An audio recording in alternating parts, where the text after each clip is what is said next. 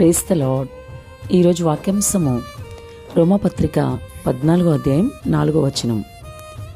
అతడు నిలుచును, ప్రభు అతనిని నిలవబెట్టుటకు శక్తి గలవాడు. ఆమేన్, హల్లెలూయా. ప్రభు ఈ వాక్య భాగం నుండి ఈరోజు మనతో ఏం మాట్లాడుతున్నారో చూద్దాం.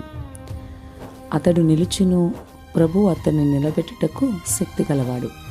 చక్కటి వాక్య భాగం ద్వారా ప్రభు మనని ఎలా ధైర్యపరుస్తున్నారు. నిజంగా ప్రభు అతన్ని నిలబెట్టుటకు శక్తి గలవాడు అన్న మాట చాలా వినడానికి కూడా సంతోషంగా అనిపిస్తుంది. నిజమే, చాలాసార్లు మనం పడిపోతూ ఉంటాం, కానీ ప్రభు అయితే మనల్ని నిలబెడుతూ ఉన్నాడు. ఎన్నోసార్లు ఆత్మీయంగా, మరి ఆరోగ్యపరంగా అన్ని విషయాల్లో కూడా పడిపోయిన మనల్ని ప్రభు మనలా నిలబెట్టాడు. అందుకే మనందరం కూడా ఇలా ఈరోజు సజీవ లెక్కలో ఉన్నాం కదా. కాబట్టి మనం ఎప్పుడూ కూడా ప్రభుని స్తుతించే వారంగా ఉండాలి. మరి వింటున్న సహోదరి, ప్రియ సహోదరుడా, ఈరోజు నీ ఆత్మీయ జీవితం ఎలా ఉంది? ప్రభునందు ఒక స్థిరమైన భక్తి జీవితాన్ని నీవు కలిగి ఉన్నావా?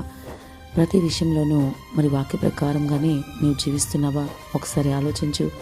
ఒకవేళ మాటికి నీ ఆధ్యాత్మిక స్థితిలో నువ్వు పడిపోతున్నావేమో, నిలబడి ఉన్నానని నీవు అనుకుంటూ మరి పొరపాటు పడుతూ మరి నిజంగా పడిపోతూ ఉన్నావేమో, ఒకసారి ఆలోచించు.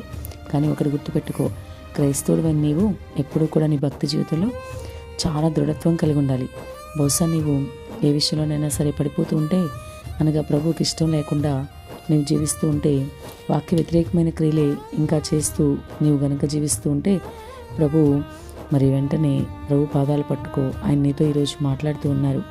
ఈ వాక్య భాగం ద్వారా నిన్ను హెచ్చరిస్తున్నారు ఆయన. ఈ వాక్య భాగం నిన్ను సమీపిస్తున్న ఈ సమయంలోనే నీలో మార్పు రావాలి. నువ్వు మార్పు తెచ్చుకొని జీవించాలి. ప్రభు నీకు తప్పకుండా సహాయం చేస్తాడు.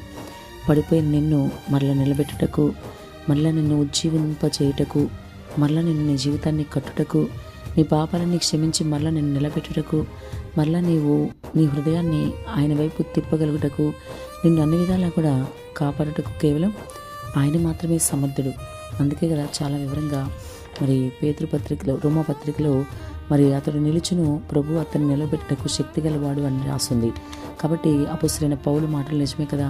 కేవలం నిన్ను నిలబెట్టగల శక్తిమంతుడు ప్రభువే అని నువ్వు గ్రహించి ప్రభు వైపు చూస్తూ నీ ఆత్మీయ జీవితంలో ముందుకు వెళ్ళు. లేదా పడిపోయిన స్థితిలో ఉన్న నీవు అలాగే ఉండిపోతావు. అలా ఉండిపోతే ఎంత మాత్రం కూడా ప్రభువుని చేరుకోలేవు. నిత్య నరకాగ్నికి గురవాల్సి ఉంటుంది. కాబట్టి ఇప్పటికైనా వింటున్న నీలో ఏ విషయంలో పడిపోయో ఒకసారి ఆలోచించుకో. ఆత్మీయ స్థితిలో పడిపోయి చాలా కాలం అయిందేమో నువ్వు. ఈ లోకాకర్షణలో పడిపోయావేమో, లోక పాపంలో పడిపోయి మరి నిన్ను నీవు సాతానికి అప్పగించుకుని సాతాను చేతులను కీలుబొమ్మగా ఒకవేళ మారిపోయి ఉంటే, ఇప్పుడే నిన్ను మార్చుకోవాల్సిన అవసరం ఎంతైనా ఉంది. తప్పిపోయిన స్థితిలో నువ్వు అలాగే ఉంటే ప్రభు ఎప్పుడు వస్తారో తెలియదు, ఏ జామో ఏ గడియో తెలియదు. రాకడికి సమీపంగా సూచనలన్నీ నెరవేరుతూ ఉన్నాయి. కాబట్టి ఇలాగే తప్పిపోయిన స్థితిలో ఉంటే ఎంత మాత్రము నీ ప్రభువుని నీవు చేరుకోలేవు, ఎత్తబడే గుంపులో నీవు ఉండలేవు.